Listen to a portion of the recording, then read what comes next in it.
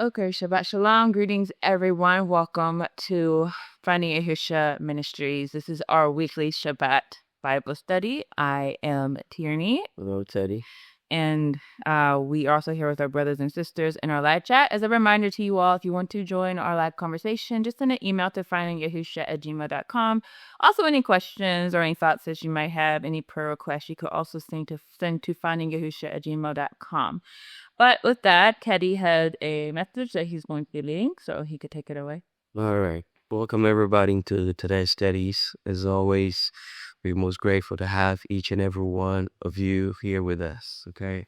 So today we're going to have a study that I don't really know how to title this one, but it's basically talking about dealing with, Christian family and friends that are still stuck in the Babylon doctrine when it comes to Christianity, right?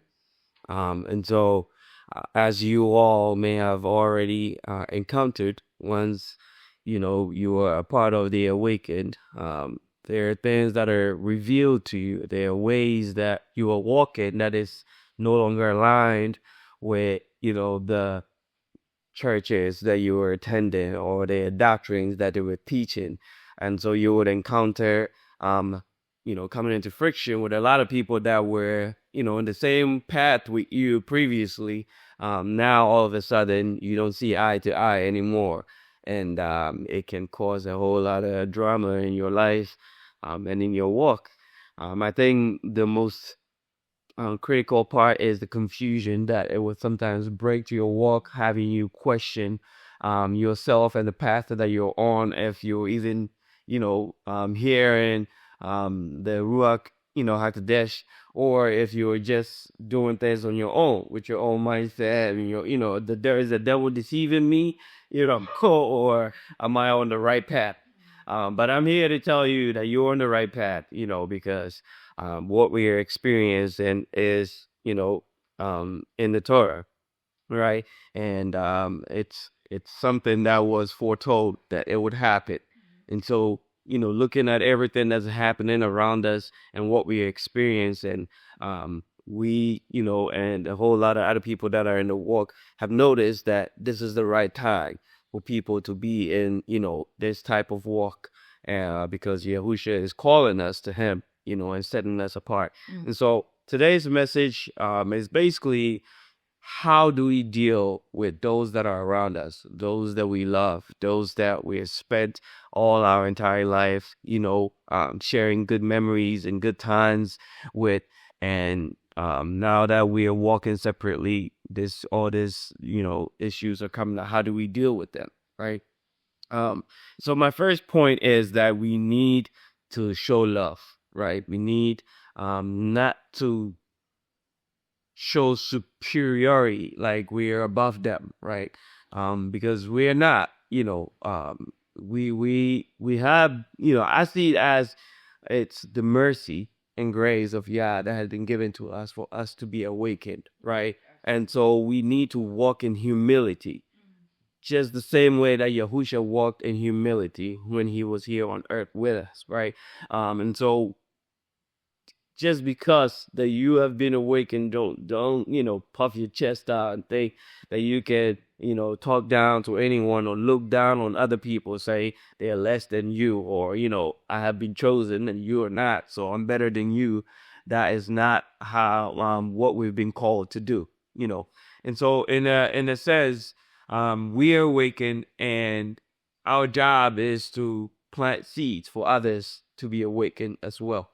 But know that, if Yah hasn't called that person, there's nothing you can do about it. Right. Right. So we have an assignment. We have a duty to go out there and show love, and to love on those that will hear us. Even those that don't want to hear us, you share the message, you plant the seed, and you keep on moving. All right. Okay. So let's start with our first Bible verse here. That will be 1 Corinthians 13:2. Okay. And it reads, if the gift of prophecy and know all mysteries and all knowledge, and if all faith so as to remove mountains, but do not have love, I am nothing. So the word of Yah tells us that we have to show love, right? We have to show love. And in that, there has to be humility, right? And so that is to back what I was saying. It was to show a Bible verse, to what I was saying, that we may have the being led into the mystery of things that are to happen, to be part of this journey. But in all of it, we need to walk in humility. We need to walk in love and to show others what it is like to be walking, in the path that we are on. Trust me, believe it or not, a lot of it is when we're showing, what we are doing. Our fruits is showing the truth. It would be more than likely a signal to those that do not believe in what you're doing. For them to see how you're moving, they would understand, okay, there's a change. It's a positive change, what this person is going through. So therefore, those with, that heart, those that Yah is actually calling, they will be curious to try to find out what it is that is different about you. Why are you moving in the way that you are? And why is it working for you? They'll be curious to find out, what is going on. And I want to know more. Those that are not, on that same path, I can't speak for that. More than likely, they do not care. And they will still think you've lost your mind, so just be mindful of that. I know I'm telling you to show love, to show humility, to be approachable, for most of these people. But at the same time, you have to know that not all are called, so keep that in mind. And, I know sometimes we can get in our emotions and act accordingly, so let's keep that in mind. All right. Okay. Another point. Oftentimes these encounters would, seem to be pointing in the direction of arguing. Mhm. It will start off as you trying to share what you've learned, trying to pass the message on to bring a brother or a sister in the walk, right? It will be countered with, no, you're wrong. That's not how it is, and the back and forth can get heated, to a point where you are acting like I know what I'm talking about, and the other person is acting like I know what I'm talking about, right? So at that point, nobody's listening. Everyone is just trying to make their point, and it turns into an argument, and it goes to wherever it's gonna go to. Remove, my advice is to remove your emotions out of it. See to it that you are on an assignment, right? You have an assignment. And earlier I was thinking, like, think of it as a soldier, right? Who has been trained to go to battle. You get on the battleground. Now, all of a sudden, your enemy is in front of you. More than likely, they hit you or something bad happens to you, because it's likely to happen.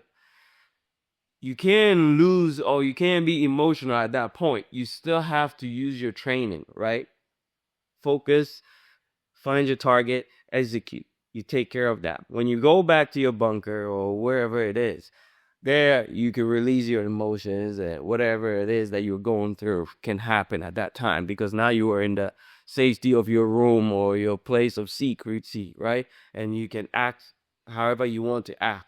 But in the moment, during the battle, you have no choice but to focus and to act, according to how you've been trained. And so the same way that we are on a path, we have an assignment. We have to know our assignment. We have to know the word of Yah.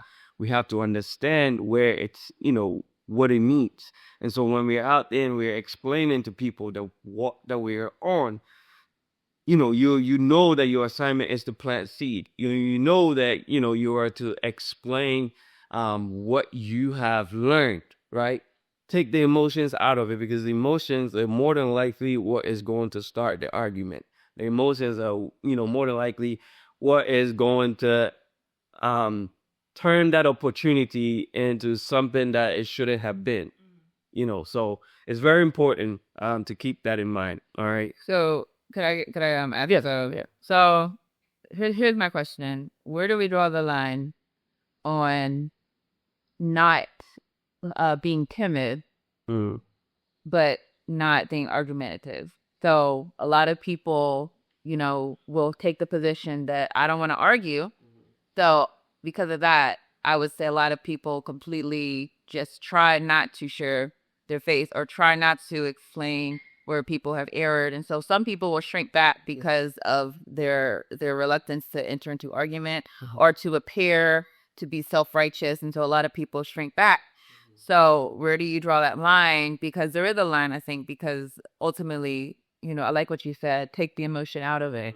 Yahusha, you never read about him getting riled up or whatnot. Well, actually, you do. Like, whenever the people were selling in the temple, that's when he got riled up. But as far as, like, him being in conversation with, the Pharisees and whatnot, you don't see him, like, being riled up. He was just very plainly explaining to them the truth. Mm. But like I said, a lot of people, I think, particularly in the walk that we're in right now and in the regathering and the awakening, a lot of people, I think, because we're so isolated and like many people, like you might be the only person who has been awakened to the truth inside of your family or inside of your friendship group.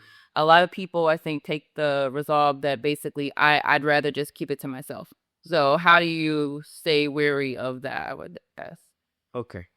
All right. So, I mean, what I can say is you should always know when to step back. You shouldn't shy away from sharing the message, right? Yeah. Because that is not what, Yah wants us to do.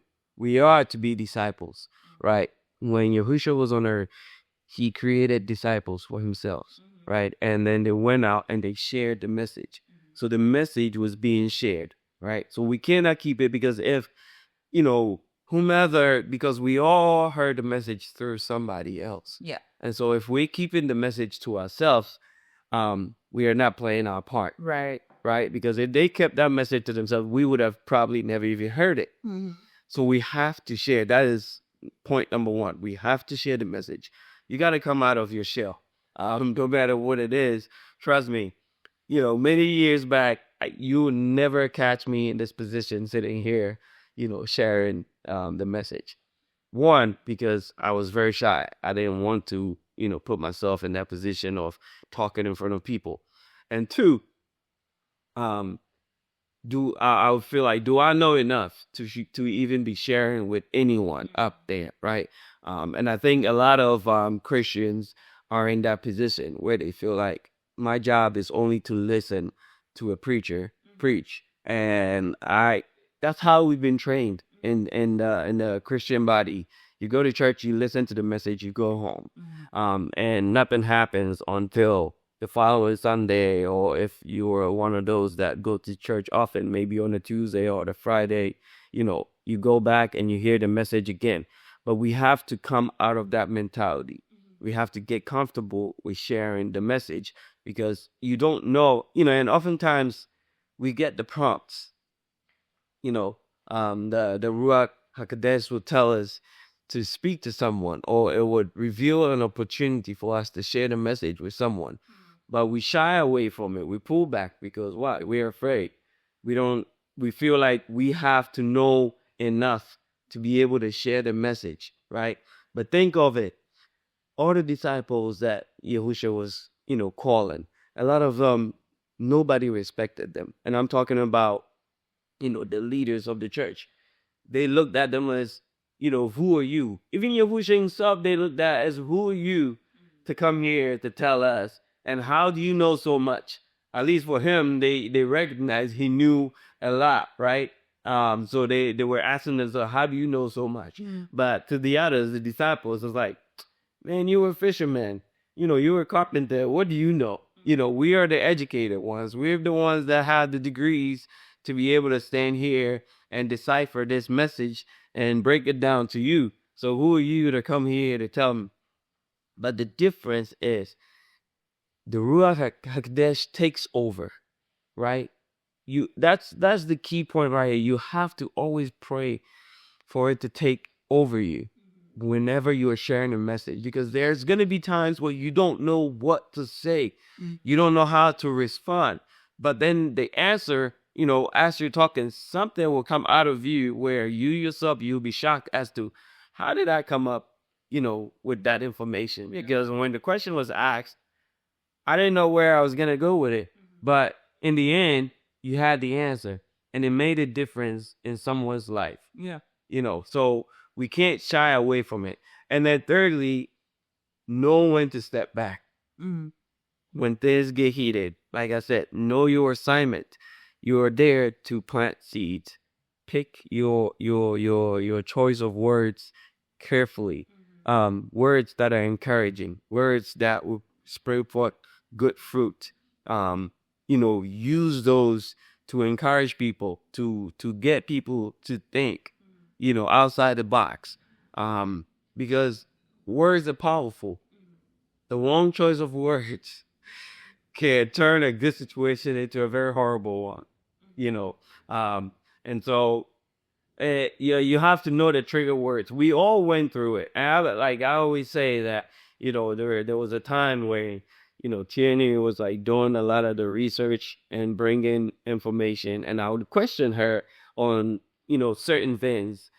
And maybe she may say some certain words that would trigger me, and I'm like, I don't want to hear it. You know what? Or I may not say anything, but I shut her out. Like, in my mind, I've tuned her out. I may be listening, looking like I'm listening, but I'm not listening anymore because I'm like, here we go again. But so we have to, analyze ourselves. How do we come through this process? More than likely, they're going through the same thing. So we have to know that it's a process. It's not something that you're going to say one or two words and it's going to change people, and they follow you or they decide to walk on the same path that you're walking. It's a process that they have to go through. Again, there's going to be plenty of questions they will ask because that's what they've known. The path that they're on, they've been on it for some it's 50 years, some is 60 years. You may face some younger people that have maybe 25 years, 30 years. But oftentimes the more emotional people that we deal with would be our own parents, because they brought us up in the walk, and now they're in their 50s, their 60s, 70s, and you're coming back talking something different. And those are the more emotional conversations that you would have, because they will look at you as in, this is not the walk that I brought you up in. This is not the faith that I brought you up in. What are you picking up? What are these things that you're talking about? And a lot of pride will come into it as well, where people feel like, they know better. And you're a child or you're a kid. So what do you think you know? And more than likely they'll use words that may hurt your feelings, words that basically will just throw you off the rails, right? Especially if you are not expecting it from such people. So you have to be prepared. Know that the direction that you're going in, Yahushua walked it and he was crucified for it. So therefore, when you're sharing these messages, as innocent as it may seem to some people, as triggering to some people, and those are the people that you least expect because they are in the walk already. It will trigger them. They will think you've lost your mind, and so you should know how to deal with them. You should be prepared, dealing with them. Yeah, so sure. Few comments. We have Sister Vesca who said, "Amen. We are not to fight flesh and blood. I share if as and then dust off my feet. My job is only to plant the seed." And Brother Jordy, I was just talking to a friend about this. He must remember to do so in meekness, wisdom, and patience, not with anger or strife. And one thing with both of these messages, and also what you're saying, that hits me is that I've been on both sides of this, and I think you have too, where you have family or friends, and sometimes you can look back like, okay, maybe I wasn't an effective witness or an effective representative at this moment. That sometimes it's like, this time I think I actually was effective because I actually, stayed inside of that meekness and humility, and I didn't leave it. But I noticed that the times whenever I do feel like I was being more effective, my flesh doesn't feel good. Like I feel like I lost the argument. I feel like I did not come out on top, which is interesting for me. Like, and that a lot of times, you might engage with family and friends, and you feel that temptation of like you might like hear them say something, and you like, I know what you're saying is so wrong. Like I have 10 scriptures to back it up, but then sometimes you'll enter into that prideful positioning where you're trying to win an argument, Right. and not trying to stay on assignment. I'm on assignment, share the message, share the word, walk away, and so I think that goes with what Yeah. you were saying for sure. Sure. Yeah. Yeah. It's true. Okay. So we have to be living witnesses, right? Instead of debating, live out the truth. Like I said earlier, make sure that your lifestyle reflects what, the journey that you're on. For example, keep the Sabbath joyfully. You can't be moping and whining during the Sabbath about how you're stuck inside. Oh, I wish I could go outside with y'all and go play. I wish I could come and watch movies with y'all, but I can't. You are moping, especially to people that don't keep it, or let's say other Christians out there that are not observing the Sabbath, and they're free to just move about on the weekend, go to the mall, go watch movies, go play games, whatever it is that they have fun, because most people try to get the weekend off to be able to do all the entertainment stuff. So now that you in the walk, you may think, okay, this is a friend of mine. I'm cool with this person. So I'm just gonna rant just a little bit about not being able to go out, on the Sabbath. Like, oh, girl, it's fun. I'm learning a lot, but the Sabbath is very difficult. I wish I could go out. I wish I could do this. You have to see the perspective that they are seeing. They're seeing it as you're complaining, right? So how are you going to encourage them to come into it if you yourself you are complaining about, what it is that you're going through? It's not a feeling. And like in America, they really know how to sell stuff. Anything that they want you to buy, their ads are top notch. You know, they will get you wherever they can, and before you know, you're purchasing items that you never even dreamed of buying. Why? Because they know how to sell it to you. You are in this walk. You were trying to awaken other people. You have to take this step to really, analyze what it is that you're doing and enjoy it. You have to enjoy it. And it comes with really understanding the purpose for which you're doing what you're doing. For example, the feast days, you have to understand the purpose that it serves in your life, whether it's in the past or in the future, what it represents. And when you really understand what it is that you're doing, naturally you start enjoying, the reasons behind it and why you are taking time out to really, observe those days, right? So, for example, the Sabbath, when we first started, yes, I was, I wanted to start, but at the same time, I was dragging my feet, and that because of that, I was struggling big time. You know, having a hard time putting my phone down. Now I can just throw my phone away and say I don't even care about it. It could just sit there for 5 hours without me touching it. And the only time I'll touch it is maybe I'm searching for a scripture, or I'm trying to find understanding in a word for something else. I'm doing research and looking into it. But outside of that, going to my normal channels to watch things or whatnot, it doesn't even faze me. I don't even think about it. But before I was struggling with those things, right? Now it's more of, okay, let me rest. And it's easy for me to relax. It's easy for me to go into the word. It's easy for me to do all the things that I'm supposed to be doing now, right? And so that is how, we are supposed to walk. And when you start doing that, the people that are around you, they may be living in the same house as you. They will see the difference. Sometimes you yourself may not even recognize it, but someone that's standing outside observing you would recognize the change in you, how relaxed you are, how different you are. And if they're really curious, they're really looking for something good out of this life, they would approach you and ask you, how do I do this? How were you able to accomplish this? How can I be of the same faith? So those questions will come up. All right. Get comfortable with calling the true names, Yahuwah, Yahusha. You gotta make it normal out of your mouth, because that's also a struggle when you first start in a walk, because you're not so confident in those names.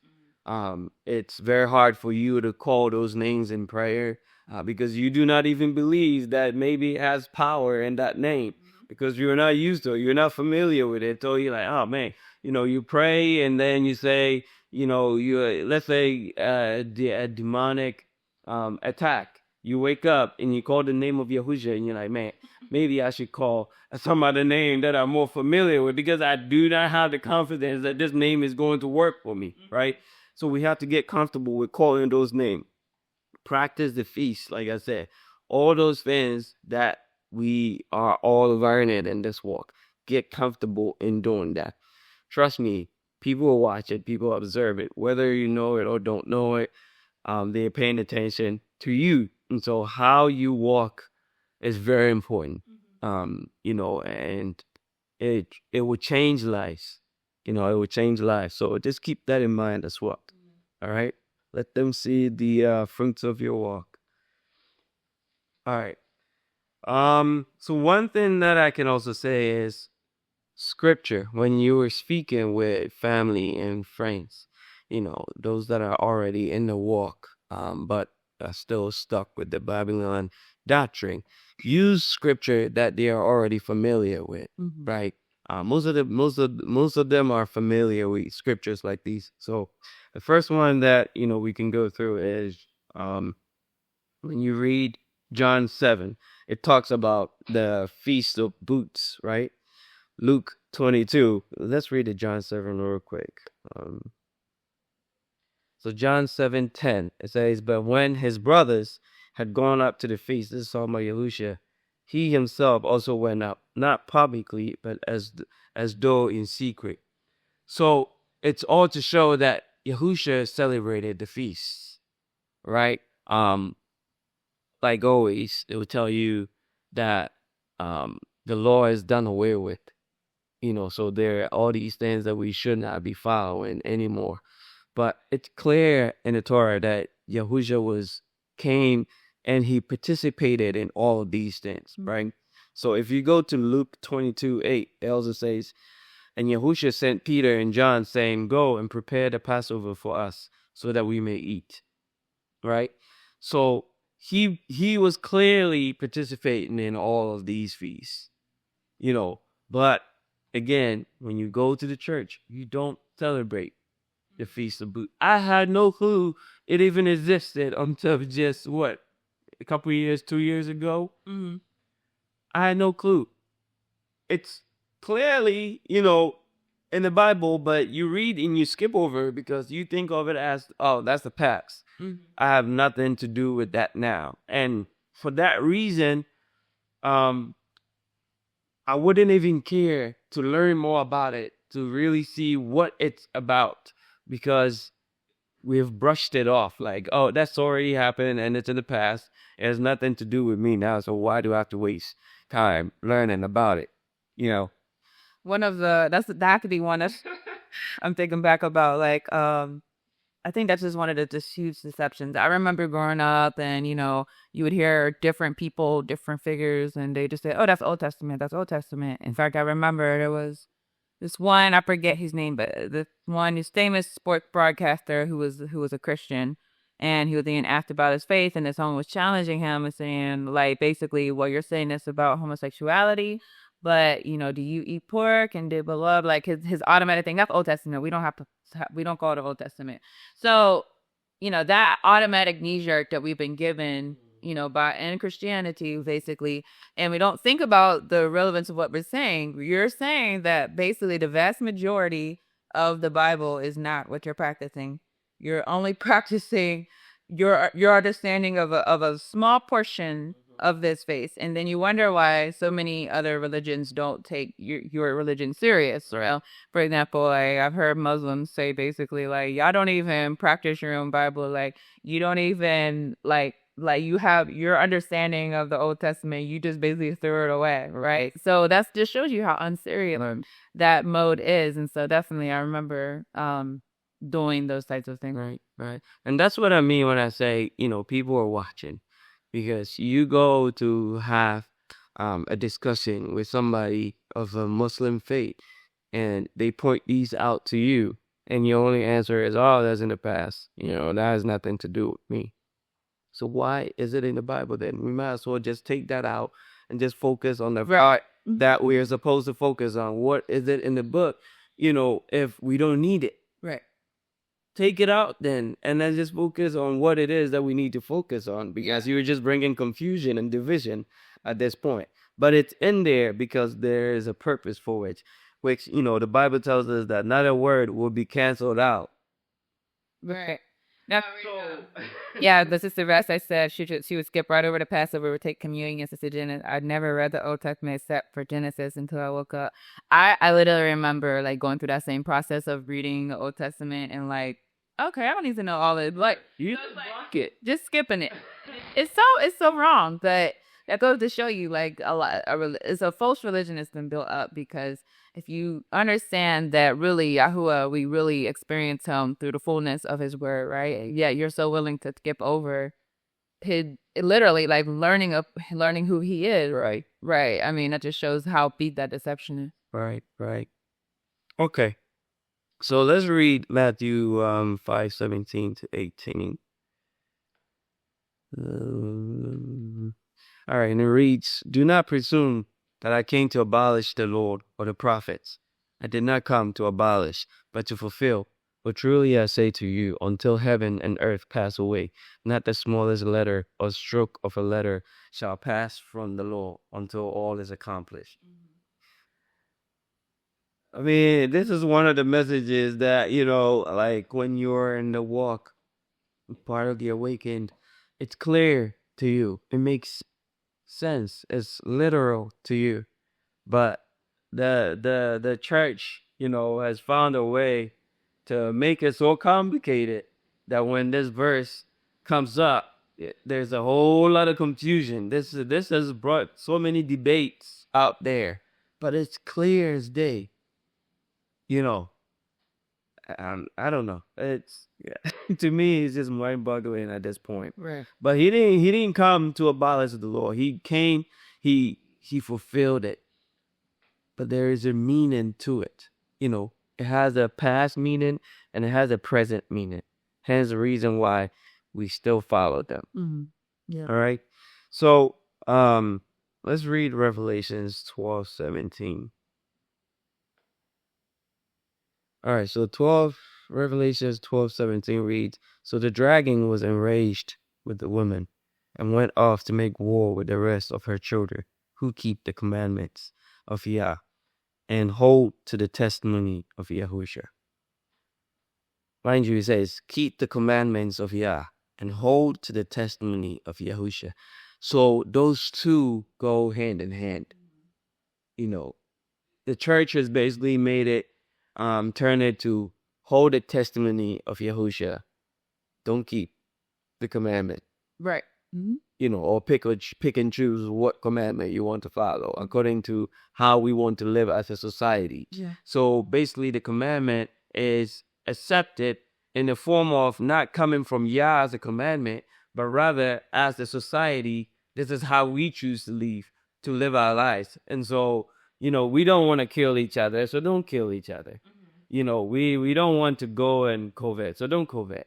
So, and someone that's not even in the faith can say, well, I do all these things, and I'm not somebody of the faith. And that's where you can see the deception, because they have blended it into the culture. They have blended it into someone feeling like, they're living a decent life. And that is the norm for everyone to follow, to be considered a good person, right? It has nothing to do with Yah and his commandments. It's a way of living as a good person. So when you read all these things, someone that's out there that's not even in faith will say, well, I do most of these things. I don't go out and kill anybody. I don't rob anyone. I don't cheat people. I'm a good person. So therefore, I should be, if Yah was even real and he came, I should be able to make it into his kingdom. You hear those arguments, right? And that stems from the position of the church. If the church had been, very strong about us following because when you look at the Jewish community, they're looked at differently when it comes to following the commandments compared to Christian. Christian is like, the commandment is not really a big topic for us.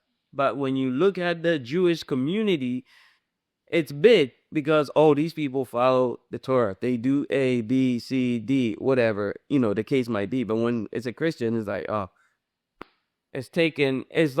it's watered down. Following the commandment is watered down because they see themselves as equal as us. I do the same thing y'all do, and I'm not even of the faith. Yeah. Or I even do better than you, and I'm not even of the faith. So do I make it into heaven? That's how Christianity has been watered down to. So, let's read Revelations 14:12 real quick. So Revelations 14:12 reads, "Here is the perseverance of the faith of the saints who keep the commandments of Yah and their faith in Yahusha. And I heard a voice from heaven saying, Write, blessed are the dead who die in the Lord from now on. Yes, says the Spirit, Ruach, so that they may rest from their labor, for their deeds follow with them." So, I know it's big when they push that, your deeds basically don't matter. It does matter. Absolutely. Your deeds do matter. So, while we're in this walk, remember your deeds do matter. And like I said, following the commandments, your deeds, having faith in Yahushua, they all go hand in hand. So you have to really understand the walk that we're on. And these type of messages are very important to really dive into and really understand them, because that's where the deception really is, in Christianity. Right. But as you're saying, because I had a thought before and I lost it, but it came back. But when you were saying, basically, whenever you look at the Jewish people, and the fact that they're respected for their beliefs, it's interesting. I think if you were to convert to Judaism, like a lot of friends and family would respect when you say, I'm not, I'm keeping the Torah or whatever, as opposed to if you are someone who follows the way, or, if you're a Christian or whatnot, if you have that same position, like, oh, I'm going back, then like you said, like, it's like, there's like a hostility, for anyone who's a follower of Yahushua who says they want to keep the commandment. I think a hostility really does come from the fact that that is a mirror for other people around us to question, well, why aren't I keeping the commandment? Right. If I believe in Yeshua, if I believe in Jesus, why is this person basically making the faith harder than I've become accustomed to? And so I think, just for perspective, like a lot of it, we should look at the reaction as the person having an internal struggle. Because whenever we are being representatives of the kingdom, and like you said, putting ourselves out there and trying to walk the walk so that we are a living example, we have to understand that because there's so many people that claim the faith, so many people claim Christian, so many people claim I follow Jesus and whatnot, that whenever you are having an authentic demonstration of what it actually means to follow him, that everyone else, like, who's watching, who also claims that, again, they have to look at themselves and they have to see, well, why do I feel like I don't have to do that, right? Right. And so it's a lot of spiritual reaction. A lot of it has nothing to do with you. A lot of it has everything to do with that person not wanting to reconcile, the fact that I had not been following the faith that Yahusha actually told me to follow, or following a way that I was supposed to follow. Right. Yeah, so I just thought that was important. Yeah. The deception is real. The enemy did not go through all of this struggle just to keep people, that veil on our eyes to keep us away from Yah. he knows what he's doing, right? And so he's going to do everything to prevent you from your eyes being open. Yeah. And so you have to realize that this deception has been planted of old, and has been there for centuries up to laugh. And so you going out there and trying to open the minds and the eyes of people, the enemy is going to war against you. They're going to find trigger words to trigger you, to derail you, because if you get emotional and you lose it, well, guess what? You have lost it. The enemy has won, because you did not, accomplish the goal for which you were there for. Yeah. So you have to understand that, yes, you're approaching people in the physical, but there's also a spiritual barrier that's there. They are being, people are purposely in the spiritual realm being kept in that phase. So in that capacity, you have to understand that you are fighting a battle. Yeah. And keep that, in the back of your mind, that, okay, I'm sharing message with this person in the flesh, but I also have to understand that there's a spiritual barrier that I need to break to be able to get to them. And if Yah wills, that barrier will be broken. But if not, I'm sorry, there's nothing you can do, because you will not make any sense whatsoever. Right. I mean, the scripture told us, the people have ears and they cannot hear. They have eyes, but they cannot see. That's a spiritual condition. If you have we have these instruments, right? But you can't hear, you can't understand. Literally, like telling you, like there's something that's keeping them from getting to the truth. Spiritual realm is more real than the physical. To say. All right, so all right, so another point that I had here, so and talking back about the Revelations 14:12, another point to keep in mind is that it talks about in the end times, the remnant will keep the commandment and the faith in Yahushua. And so this is what we are doing here. Yeah. This is what we're doing. So don't let anybody confuse you, because when you're out there, like I said, it's a battle. It's not just you going out to war against the enemy. The enemy is going to be warring against you. Yeah. And so if you're going into that battlefield thinking they don't have their weapons ready to fight you, and that you're the only one waving around your sword, of truth, telling the message, you're mistaken, because you could leave that battle coming back confused more than ever, not knowing what direction that you're going, as to maybe I got it wrong, because the person may be more convincing than you were, so in other words, you start rethinking the path that you're on. Maybe they're right. Maybe, I'm overthinking this. Maybe I shouldn't be on this path. And before you know it, you fall off. Yeah. So keep that in mind, while you're out there. Pray, cover yourself, in Yah before you go out to share a message with anyone. If you're going in carnality thinking, it's just word against word with whatever, it will shock you that, you end up stepping away from the walk, and not even realizing how it happened. Yeah, and always remember that scripture, because I have to remind myself all the time of the scripture where Yahushua is saying that many people are going to come to him in the end and say, I didn't I prophesy in your name? Didn't I heal people, cast out demons in your name? But he'll say, depart from me, I never knew you. The reason I have to remind myself of that is because a lot of the people who we encounter, obviously, in Christianity have also had demonstrable experiences with the Holy Spirit. So it might be someone who, up until now, this person's been your prayer partner. Up until now, this person has been your prophet. I mean, it could be right up until now, this person, like they've seen things in your life, and they're telling you, oh, there's this, they're able to have spiritual insight that you didn't have until then. And so whenever you are going to someone inside of the religion and inside of the faith, and you're presenting to them something, and they're like, well, the Spirit didn't tell me that, it can be very confusing, And that's why we have to always understand that, yes, the Holy Spirit does actually operate and function, throughout the world, not just with the remnant, not just with the chosen.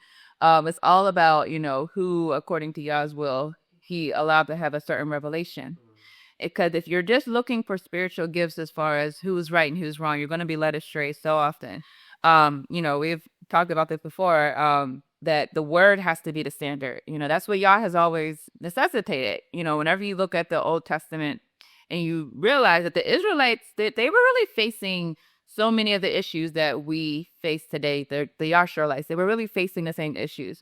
I'm like reading through Jeremiah right now, and you realize they had false prophets in their midst who were telling them that, hey, everyone, I've heard this in church. So I was like laughing. I read it this morning. Like basically, God is gonna, Yah's gonna bless us.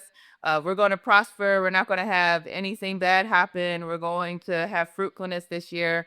And Yah is telling the people inside of the book of Jeremiah, saying those are lying prophets.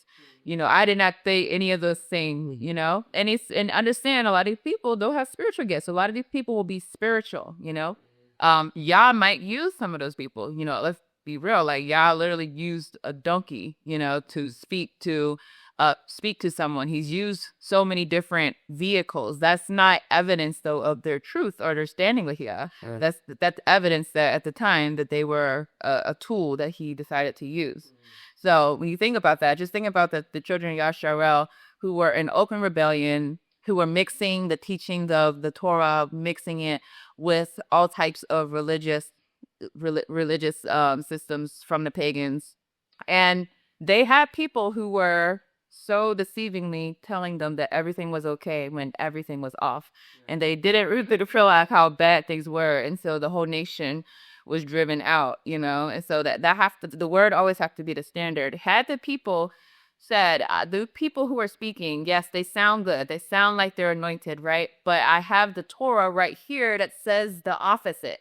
We have the Torah. It says, do not worship other gods. Right. The Torah says, put me above everything else. Don't mix my worship with anything else. The Torah says, do right to people. Don't oppress the poor. Like the Torah's right was always there. Right. And had they said, okay, I'm not going to go with these people who are convincing with their words, who seem to be spiritual, who seem to have, who are demonstrating like works of the Spirit. I'm not going to go with something. I'm going to make the word the standard. Those people would not have been deceived. Right. Amen. Okay. So, we also have to remember that, oftentimes, I think I said this earlier, when we share the message, with loved ones, they're hesitant to accept it, right? Because they're afraid to let go of what they've always known. Mm-hmm. And so that usually is the number one key as to why they don't even want to hear what you have to say. I've done this for the past 30 years. I've done this for the past 20 years, and you are not going to be the one to change my mind. You don't know any better than my preacher or my prophet. And so I don't even want to hear anything you have to say. Mm-hmm. So we have to keep that in mind that, a lot of people's mindsets like that. Always pray for them. Always pray for them, keep them in your prayer. Like I said, pray before you approach them. So, the Ruach HaKodesh is speaking through you and not, you going out there and just saying whatever you want to say, right? We are not out here working for ourselves.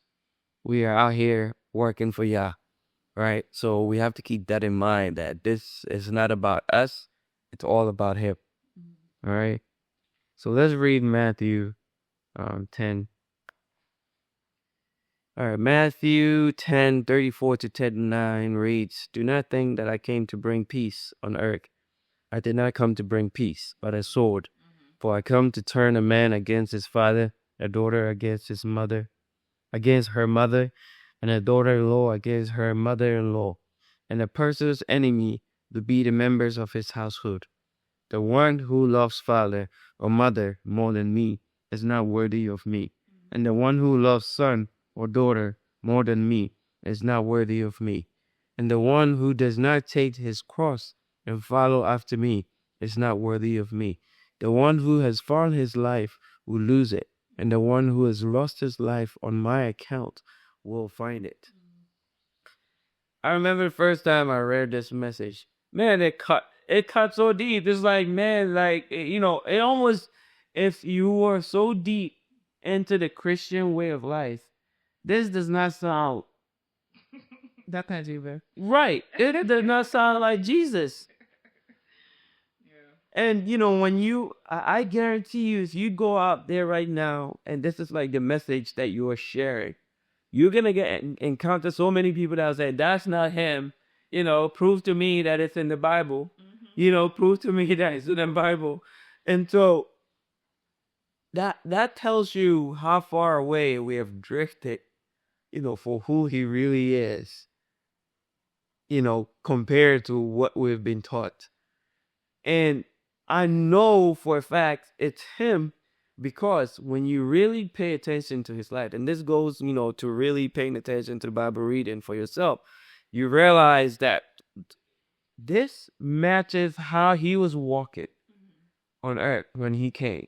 He did not come to basically, pat the Pharisees and the leaders of the church in the back and to praise them and to, make friends with everybody. He was telling them what they did not want to hear. He was giving them the truth, whether it was painful or not. He was laying it down, and for that, they hated him. And so it doesn't matter if you were his mother or his father. He will tell you what it is, and that's the truth. And he would stick to it all the way to the tree when they crucified him. He knew the truth. He stuck with it. He prayed for those that were even crucifying him. He carried his cross. So this is a picture of him, in a way that paints who he is. And that's the path that we are supposed to walk. If we're choosing our mothers and fathers, our brothers and sisters over his instruction that he has given us, well, we have failed. Yeah. So it's clear. The message is clear. We are supposed to follow him, not our mother, not our father, not our children. I know we love our children to death, but if they are wrong, they're wrong. If they are not on his path, they are not on his path. Because at the end of the day, he is supreme. Yeah. We cannot go wrong following him. We can only hope that when we find him, that those that we care about would also follow through and find him as well. We can just pray for them and ask God to open their eyes. Yeah. It's painful in the worldly mindset because of how we're conditioned, to be so attached to family and friends and all of this stuff. It's very hard to really take this message in when your life is not truly about him, because it won't make sense. Everyone will look at you as, and man, you're a stone cold and you're definitely not following, the God that we say we are serving, because this does not make it. Why would you leave, your wife behind to go do an assignment that Yah has called you to do? Or why would you leave look at the disciples of Yah. Most of them left behind family to go do his work. And so, if they did in the past, when Yahusha was on earth, right there with them, it's clear to you that's truly his message. Right. And like kind of like taking it a personal note, like, we came to the U.S. First time in 2 years, and that scripture hit so hard for me, because what I feel like, I was calling Teddy, that up until like before we were in Ghana, still a part of me was like still trying to live my life here, and I think coming here is like I've come to realize like the life that like was here for me is literally gone. And really because of pursuing Yah, even like when we were here before, like we weren't yet keeping the Sabbath, so things were different, like we were able to be more social, and we were able to, we weren't sticking out so much, or I guess saying it so much. And but being here, like things hit differently. So remind me of the scripture and I forget one of the letters of Paul, but he was saying basically, pressing forward towards the goal. He's talking about, run like you're in a race, like don't look back at the things behind you. And that's true. Don't you, once we are on this race and we're running and we're keeping a lock and step with the Ruach HaKodesh. Once we are truly doing this and pursuing Yah with our heart, we can't live back what we were living. We can't keep those things with us. You might have great memories. You might have people who, you've had laughs with and trips and different outings, and you want to hold on to the past. But literally, when you're running forward towards the goal being the kingdom of Elohim, which we are all going to inherit by his grace, and whenever Yahushua returns, like that's the goal, And so literally, like I feel like I've literally lost my life, even like, whenever we go back to Ghana, I just feel like that's probably like I've lost like literally everything that was my life before because of the pursuit of Yahuwah. And so, that hits definitely, and it feels more like a reality for me personally. Yeah. So yeah, it's that message, Matthew 10:34-37. It's a reminder of who we are becoming or who we've become, right? We are literally having to cut ties because of the path that we have chosen. And, most of them, it's not because we want to, but it's because of the path that we own. We would have to, and it's all part of the awakening. The message right there tells you, the awakening is going to divide families, because if you are going to be with, Yahusha, if you're going to follow him, this is the path that you would have to be on. You can't, act or be like how the world has trained us to be. We are to be set apart. We are to be different, until your new family would be those that are on the path with you, right? Those that are in that walk with you. And it's unfortunate, but it seems like, you're going to end up with strangers that you never knew, and those people would seem like more family to you than the ones that you grew up with. But that's really real. If you see, but think about the regathering. Like, you might have been someone who didn't have anyone in your personal life who was following, keeping the word, keeping the commandments and whatnot. And, during a regathering, it's going to be a lot of strangers who are now a new family, right? Who are now brought into Yahusha. And so that's just, real life. Like, right. We're experiencing something that is a part of the walk. Supernatural. Right. All right. So, yeah, like you mentioned, when things get heated up, always know when to step back and pray. Pray. Always pray without ceasing. Because, obviously we all want to see people that we care about be brought into this walk and not be left behind, especially if they are already followers, of Jesus. It's sad, and I always say it's sad because that scripture where it talks about those that are going to be calling on Yah in the end, and he would tell them to, saying that we prophesied, we healed, we did this, and he'll tell them to back away.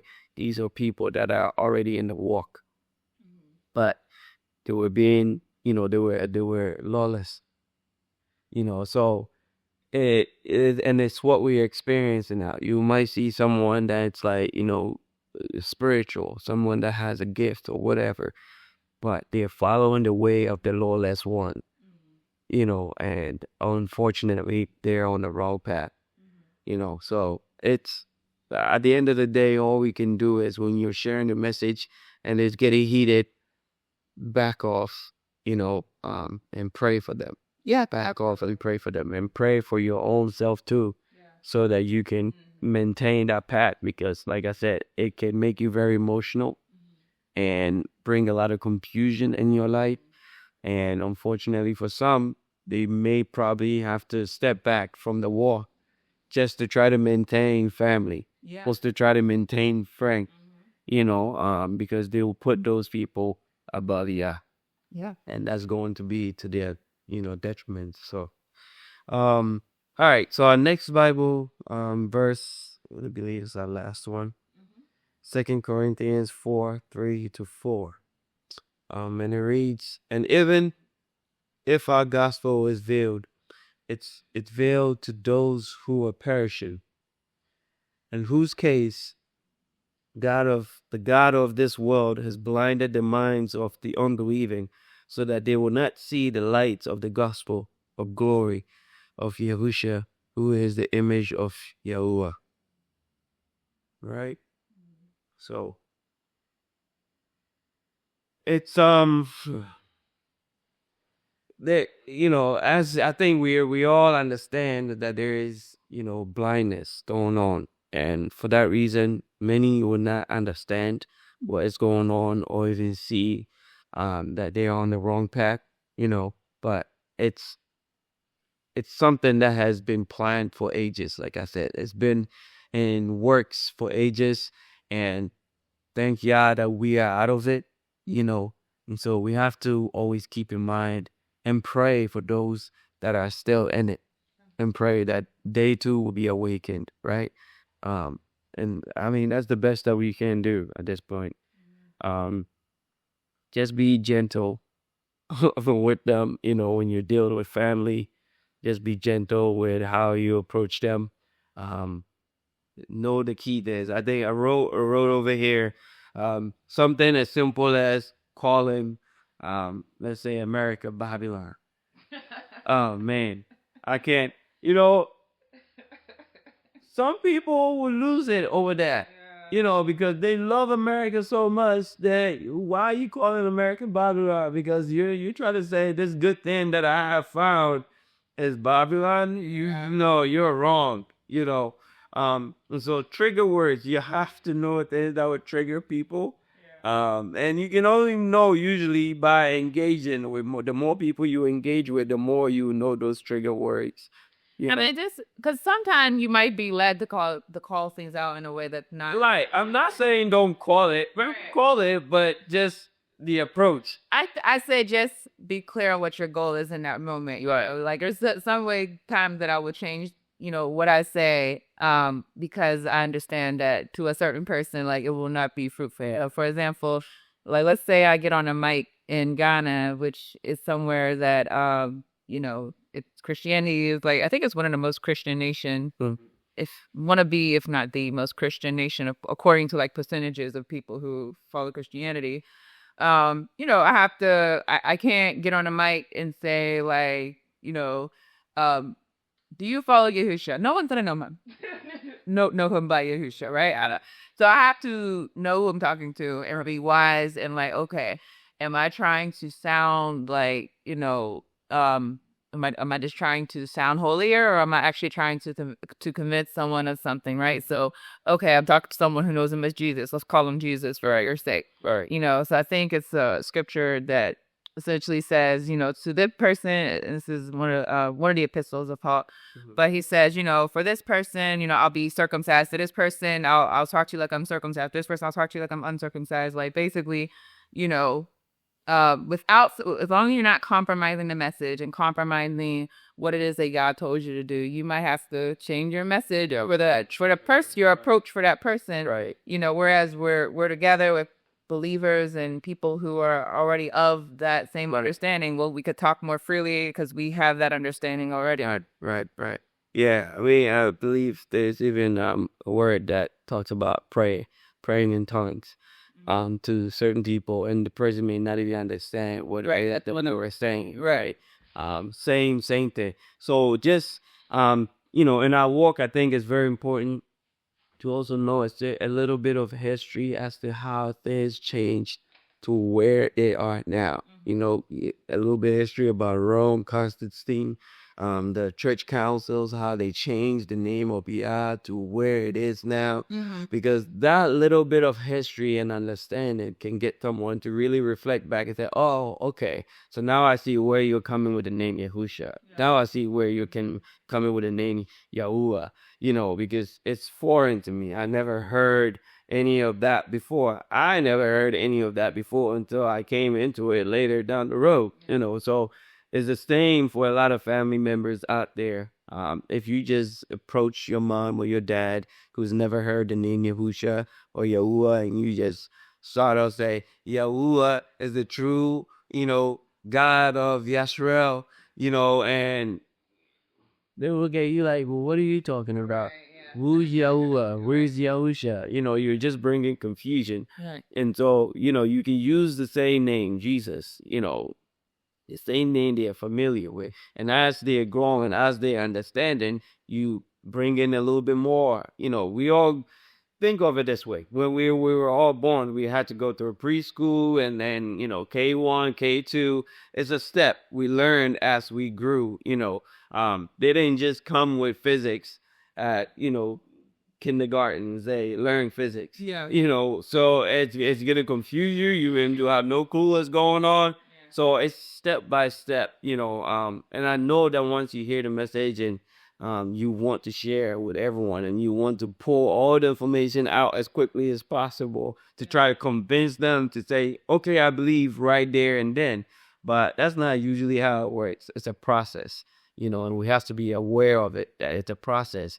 And so little by little, plant the seed little by little. Sometimes somebody else might even have to water the seed that you've planted. You may not be able to see the change in that person right there and then.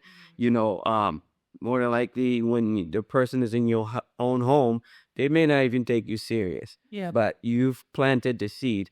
They may go maybe finally down their road, a preacher that they really respect will have a change of heart, will be awakened to this, and will change the approach. And the moment they hear that, oh, okay, so Sebastian was right. My daughter was right. My son was right.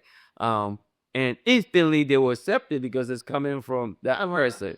Right. Instantly they will accept it because it's like, oh, that's what she was talking about. That's what he was talking about. I guess if this preacher is talking about it too, then it must be correct. So therefore, I can contact them again and, hey, that message you were sharing with me previous, can you tell me more?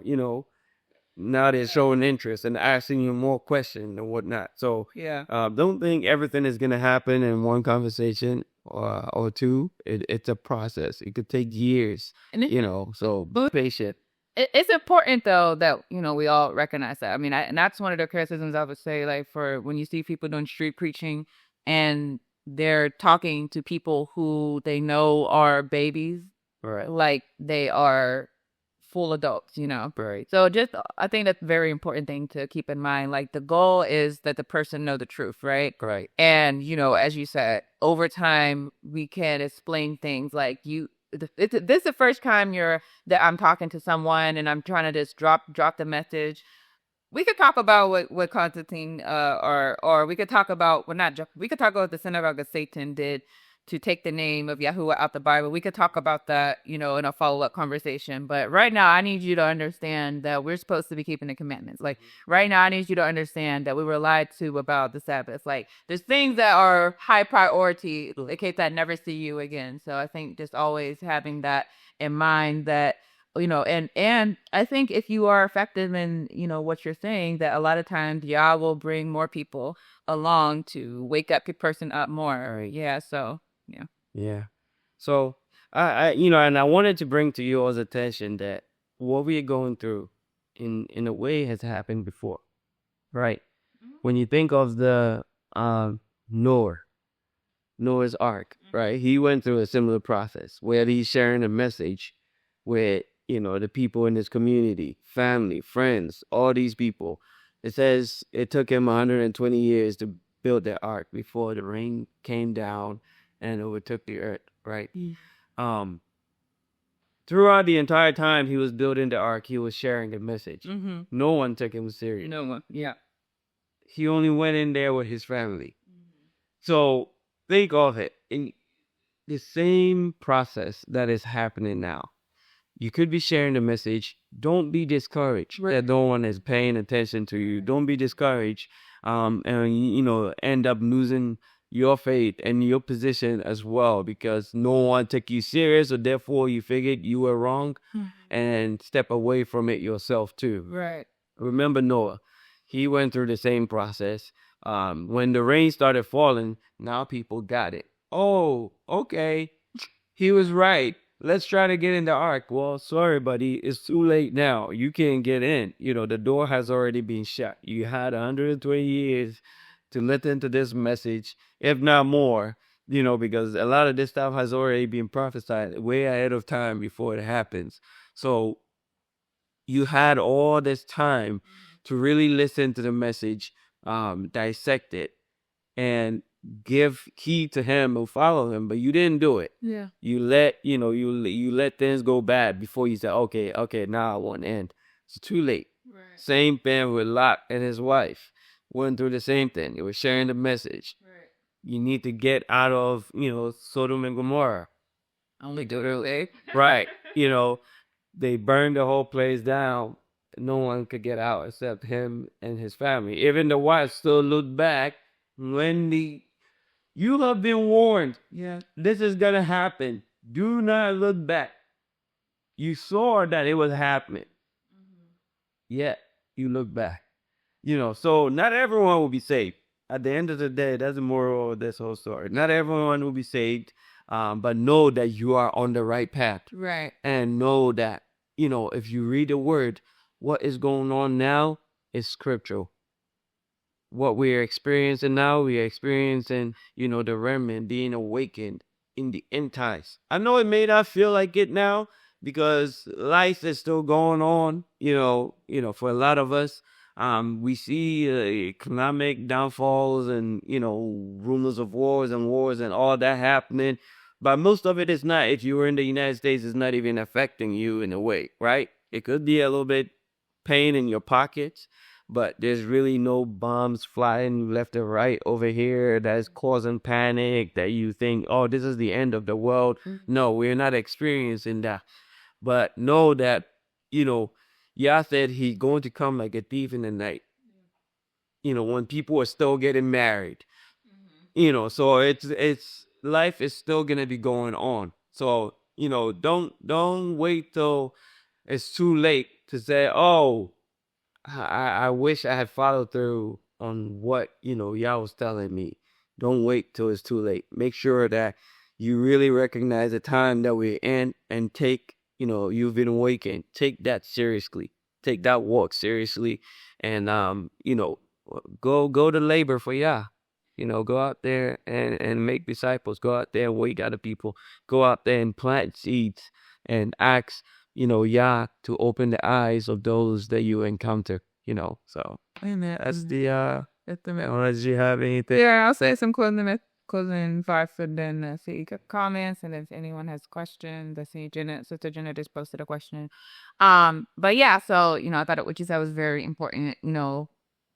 One thing that will cause confusion for a lot of us is when you feel like, again, how is it that I'm the only one who's picking up on this? And there's something that is really like the case. Like, how is it that no one else is able to read the same word and have the same understanding because it's just crystal clear? But as you said, that's the reality that, number one, like you said, we're not the first ones to experience this. Also consider the people who actually saw Yahushua with their eyes. I mean, how much of a blessing when you look back on it, over 2,000 years later, and like we could only romanticize like, oh, what it would have been like to actually heard Yahushua teaching and preaching and whatnot. But even those people, so many of them did not walk with him. So many of the people who received miracles from him did not come back and actually follow him. You think about the 10 lepers and who he healed. Only one of them actually came back. So that's just the reality. This is not a face or a walk for the masses. Yah has told us that over and over again. He said the road is a narrow road. Why is it a narrow road? Because most people are not going to see what you see. Most people are not going to link in with you. And obviously, when we find people and connect with people who are linked in, who are focusing in on the same walk, then yeah, it's such a blessing, right? Yep. But to have that expectation that you will always have that affirmation of, oh, I'm part of a movement. If you feel that you need that, that in order to stand on Yahuwah, just understand that's not the place where you want to be. You have to be ready to be a remnant. You have to be ready to walk a narrow path and be one of the odd ones out. Because as you said with Noah, again, that thing about it, like there was one time I think I shared this in a previous Bible study, I was watching an interview, and a guy said that the reason why he became a Catholic was because he was looking at it like from a numbers perspective. So his mindset was that if Catholicism were wrong or was not the true word, then that means that basically until the Protestant Reformation, which I believe, don't quote me, I think it was around like the 1400s or something like that. Up until that time, that means everyone went to hell, is what he was thinking. And so for him, it's like, well, that's impossible. How could everyone in the church, in the Catholic Church, up until the Protestant Reformation, have gone to hell or whatnot? And so for him, that means that the Catholic Church must be correct. Horrible thinking, because Andrew said, if you think about it, the entire world was rebelling against Yah. The entire world was corrupt. The entire world was filled with wickedness. And only 8 people from the entire world actually were saved. And that was, as you said, during the time of Noah. So we can't get stuck in a numbers game. If you need a community of 100 people in order to feel better, I heard you, like, don't focus on the numbers. Focus in on the truth and focus in on Yah's voice and focus in, and also focus in on your relationship with him. Because one thing I will say that I did not expect is that even though like I've lost a lot of connections and relationships as far as having like a closeness with certain people, like again, my relationship with Yah has supplanted that, because you can realize that, having people around is important, but where those people drop off, Yah is sufficient to fill those holes. He's sufficient to give you the same type of purpose that those other people might have given you, or no. Right. Ready. So I just want to look through some comments. And so Brother Chris quoted a number of the Psalms. He said, I am a companion. It's Psalm 119:63.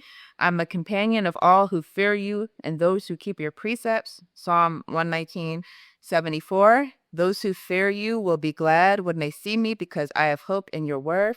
And Psalm 119:79. Those who fear you turn to me that they may know your Hello, path. everyone. Welcome back to Finding Yahushua Ministries. If you don't know, my name's Tierney Harris. Teddy. My husband, and we are excited to share with a huge, I want to say project, but I would rather say like a huge endeavor that Yah has been leading us to do. So, Teddy, my husband, has been really in the spirit about what Yah wants us to do inside of this time that we're in. And so I'm just going to let him go ahead and take and describe to us this new movement. And we're definitely inviting you all, if you feel led in this direction, to link in and join with us as we pursue Yah's will for our lives. So go ahead. All right. Thank you. All right. So thank you all for watching. This, what we're talking about, has been on our hearts for a little while. I think the vision was when we moved to Ghana for us to build like an estate right next to our own home, that we're going to be renting out, to make a living for ourselves. But Yah had a different plan for us, right? And it's been an amazing, also very challenging one for me, because I'm one that wants to plan and do things with my own strength, with my own abilities. But it's been humbling. And I recently, just yesterday, I came across a prophecy, a vision that I had, right? This was back in 2020 when I was planning to move to Ghana on my own before my family came with me. So I had a vision, right, coming out of a sleep. I had a vision, and Yah was basically telling me that the work that he has planned for me, I cannot do it on my own. I can't do it with my own strength, that he's going to send help. And I wrote that down and I put it away, and I haven't, it's been 5 years. I haven't thought about it at all. Until yesterday, I was looking for another message that I had, something completely different I was looking for in my notes. And I came across this vision that I had, and I wrote down, and I'm like, wow, I guess Yah had already told me about this a long time ago, but, I had forgotten about it. So it was more of a confirmation to me that this work that we want to do on the land, it's not, entirely for me to take it on my own to do this project by myself. So what project are we talking about? It's building a small estate. And I don't know how, far this is going to go, because to me, I'm allowing y'all to lead the entire thing. However big he wants to make it, however small it has to be, I'm leaving it up to him. But as I have it planned now, it's over 40 plus units that we're gonna have, and this is like a single room, like a studio apartment, right? And like I said, it was meant to be something that I planned for my family and I to eat off of down the road. But Yah has turned my heart to really make this about his remnant, the people that he's calling back, back home, wherever you may be coming from. I don't know, but those of us that are awakening, those of us that are looking for other places to move to. So in this case, those that are looking, Yah is calling to move to relocate to Ghana. We're gonna be building this estate, and when we put it together, it's a transitional place for his remnant to come to, a place where you're going to meet fellow believers, people that are in the same walk, people that are on the same path that Yah has put us on.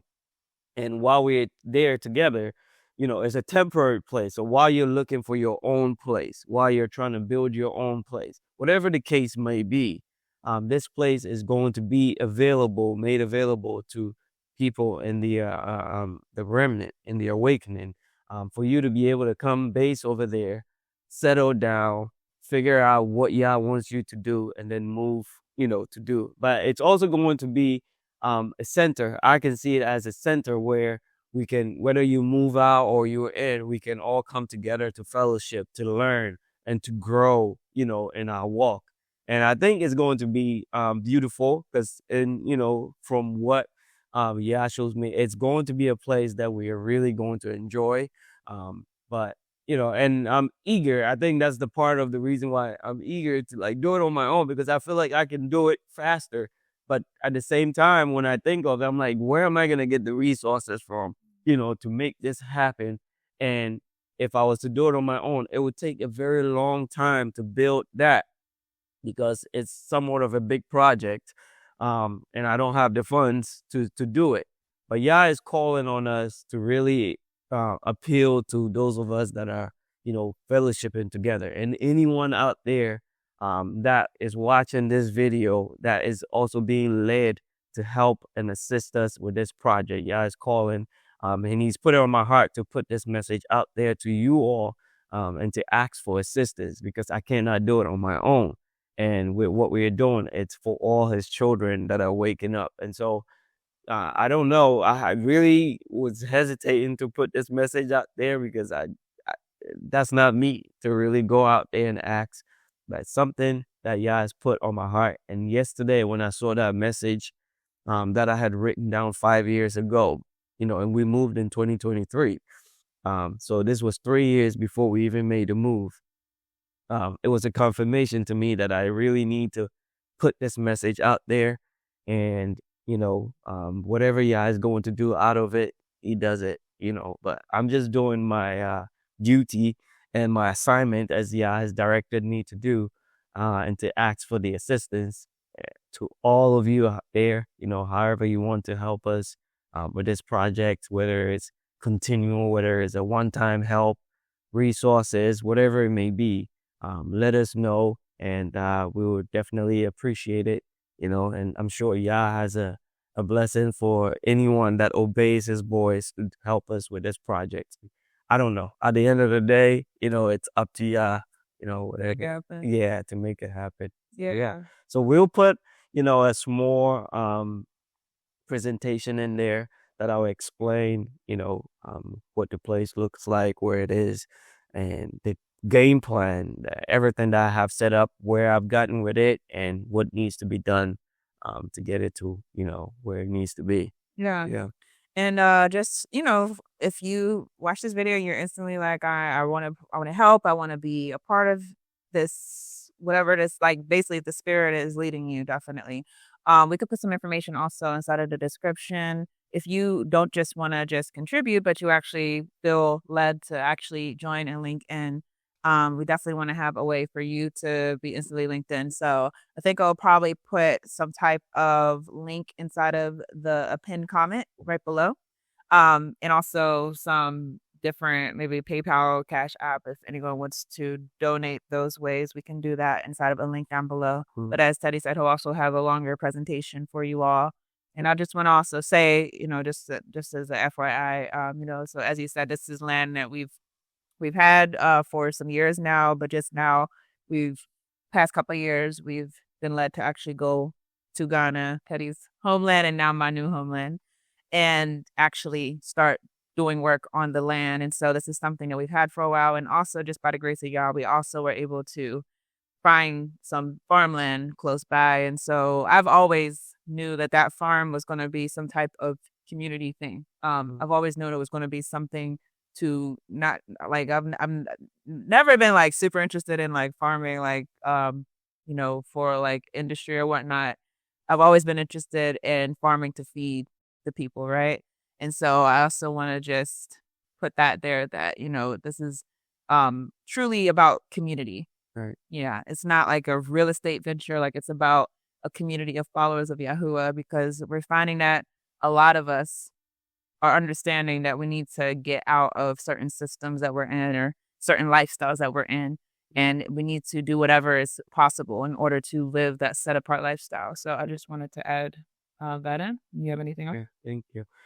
So, whoever listens, at the end of the day, I'm grateful that, you took the time to listen to this message.